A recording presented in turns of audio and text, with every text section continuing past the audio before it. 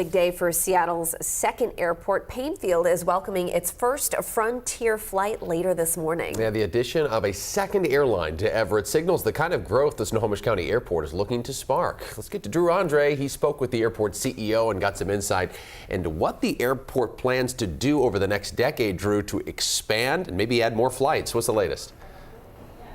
Yes, Jake. Well, this is a big deal because until today, only Alaska was flying out of this airport. Now we're going to add these new daily flights with Frontier to Denver, Phoenix, and Las Vegas. But this airport says that they still want to do more, and that will help relieve SEA. Fewer than a dozen flights a day take off from Seattle Paine Field. That often means hours of empty inside the terminal that looks more like a luxury lounge. This wasn't what Everett's airport was supposed to be in 2025. Pre-pandemic, nearly 1 million passengers traveled through this airport every year. Now, there's half that number. Our flights are going out full. Our load factors are almost identical to SeaTac. It's just convincing the airlines to put assets in different airports. It's harder for airlines to make money with fewer terminals. Paine Field has just 3.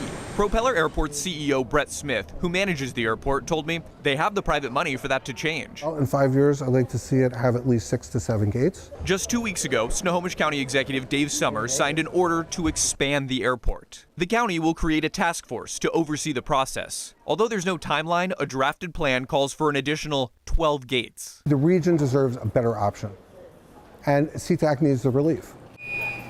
You've probably noticed the constant construction projects to help expand SEA, but studies say it won't be able to handle the region's growing population by 2050. Paine Field never planned to replace SeaTac, but Smith says it's past time they play a bigger role. Transportation is a problem. Surface roads are a problem. The airports are a problem, and this is one way to fix that. And adding the Frontier flight is a good first step here. So this will be the first time that a flight is going to Denver, and that will also mark the furthest east that any flight's going out of this airport, plus the addition of Phoenix and Las Vegas. Those are the 2 most popular routes here. The very first Frontier flight takes off at 11:50 today.